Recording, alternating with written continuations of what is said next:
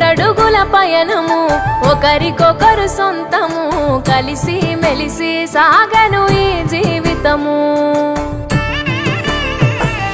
శతమానం భవతి అని వధువరులను దీవించి శ్రీరస్తు శుభమస్తని అతిథులు ఆశీర్వదించి పంచాభూతాల నడుమ రెండు మనసులేకమయ్యే కళ్యాణం